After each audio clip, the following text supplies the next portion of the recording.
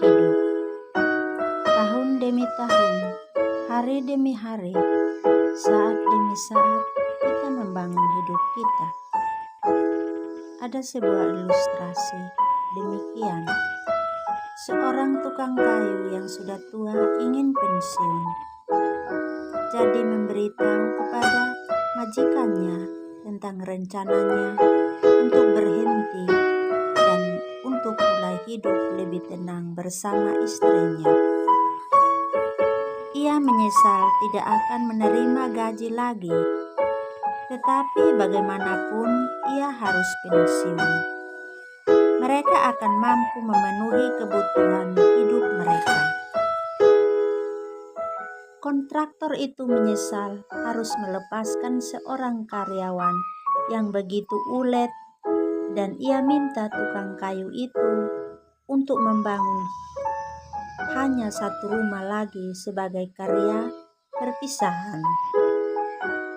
Tukang kayu mengatakan iya, tetapi bisa diamati bahwa ia tidak lagi bekerja dengan sepenuh hati karena mau pensiun.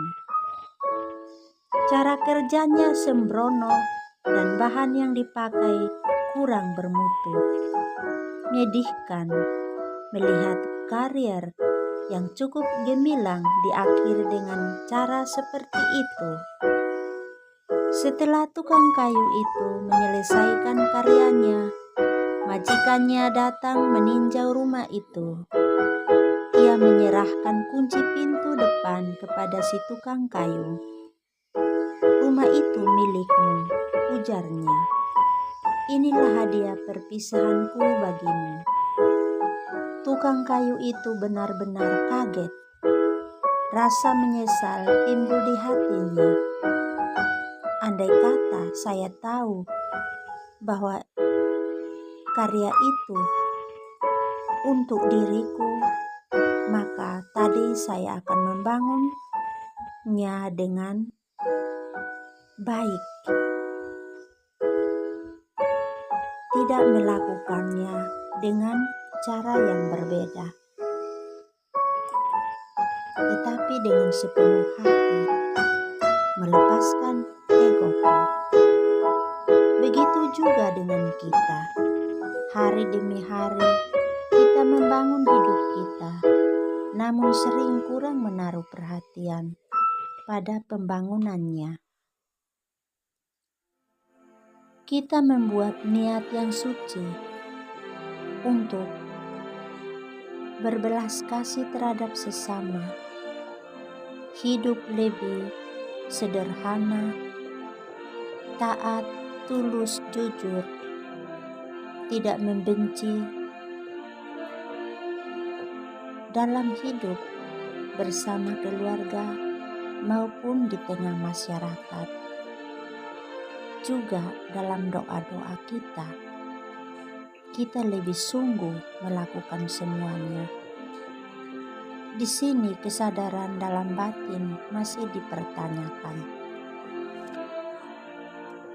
Kemudian dengan kaget sadar bahwa kita sendiri harus hidup dalam rumah yang telah kita bangun. Kita merasa kecewa, galau, tertekan, gelisah, bahkan bisa membawa penderitaan atau sengsara. Andai kata kita diberi kesempatan yang baru, kita pasti melakukannya dengan cara yang sangat berbeda. Tetapi tidak mungkin kita kembali ke masa lampau. Anda, saya, kita masing-masing sendiri adalah tukang bangunan hidup kita. Setiap hari, kita memukul satu paku, memasang satu papan, atau membangun satu dinding. Sikap kita dan pilihan yang kita buat hari ini membangun rumah kita adalah untuk hari esok. Saat sekarang dan di sini, kita yakin sadar akan kasih karunia Tuhan. semuanya secara cuma-cuma di saat kita tidak layak untuk menerima apa-apa. Ia memberikan dirinya, nyawanya tanpa batas. Maka, mumpung masih ada waktu, jangan kita sia-siakan. Karena Tuhan akan melewati kita tanpa kita sadari, dan Dia tidak akan mengingat niat-niat janji kita ataupun sumpah kita, kecuali bila kita sendiri yang mengingatkan diri kita berkat rahmat Tuhan sendiri. Oleh sebab itu, mari sekali lagi pergunakanlah waktu, kesempatan dengan baik dan kudus. Dalam Injil Yohanes bab 8 ayat 27